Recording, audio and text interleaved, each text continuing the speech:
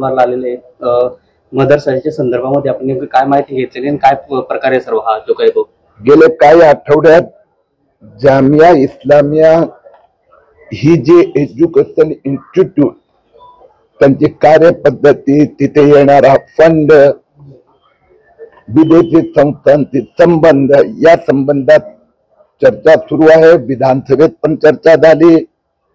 या संबंधात अधिक माहिती घेण्यासाठी क्या पैसा कुठून येतो, कुठे जातो, इथे विद्यार्थी कुठून येतो, एक छोटासा म्हणजे नंदुरबार अक्कलकुवा इथे जी एवढी मोठी इन्स्टिट्यूट कशी काय, याचा हेतू काय, इथे कुठले विद्यार्थी येतात, त्यांचे पैसे कोण भरतात आणि याच्यात जे नियम आहे त्या नियमात जे भंग होतोय, व्हायोलेशन होतोय, हे सगळं समजून घेण्यासाठी मी आज इथे आलो आहे। उद्या मी दिल्लीला जात आहे। दिल्लीत पण जे मोठ्या इन्व्हेस्टिगेटिव्ह एजन्सीज आहेत त्या संस्थांच्या अधिकाऱ्यांची माझी भेट होणार आहे आणि या संस्थेचं फुल फ्लेज इन्व्हेस्टिगेशन करावं अशी आमची मागणी आहे। राज्य सरकारने ATF ला सांगितलं आहे। आता असं आहे की इतकी वर्ष संस्था चालली आहे तर हंड्रेड्स ऑफ क्रोर, आता 700 कोटीचा वर तर दिसते, परंतु फॉरेन्सिक ऑडिट होणार पहिलं अट असते की इन्व्हेस्टिगेशन हमेशा सिक्रेट होना चाहिए।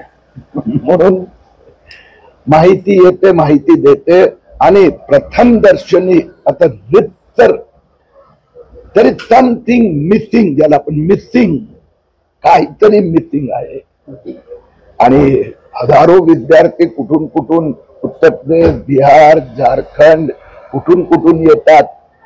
मग इथे जेवढी मोठी संस्था का फक्त विदेशी नागरिक येते इथं येऊन राहतो एवढं नाही आहे, इंटरनल इंडियातून पण पैसा बऱ्याच प्रमाणात येत आहे। या सगळ्यांचं special forensic audit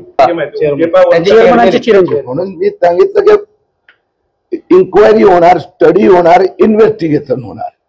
FCR violation झालंय तर इन्क्वायरी चालू आहे। इन्क्वायरी नंतर असं आलं की काहीच गोंधळ नाही, गोष्ट निराळी। जे देशाचे नियम आहे, नियमाचा भंग होत असेल तर कुठलीच संस्था असतो त्याची इन्क्वायरी व्हायला हवी। समजा इथे फॉरेन नॅशनल लपून राहत असेल किंवा बाहेरून पैसा येत असेल तो कुठून येतो, त्यात व्हायोलेशन होत असेल, ज्या कारणासाठी पैसा आला दुसऱ्याच कामासाठी उपयोग होत असेल, मला वाटतं हा प्रश्न अनेक वेळा विचारण्यात। आताचे स्टेटस काय सर, लोकांना माहित पडत नाही, ईडी लोकांपर्यंत, आदिवासी जिल्ह्यातल्या लोकांना ईडी माहित नाहीये, काय झालं इथल्या पण लोकांना जाणून घ्यायचं। हा प्रश्न अनेक वेळा येऊन गेला आणि त्याची उत्तरं पण देण्यात आली आहे।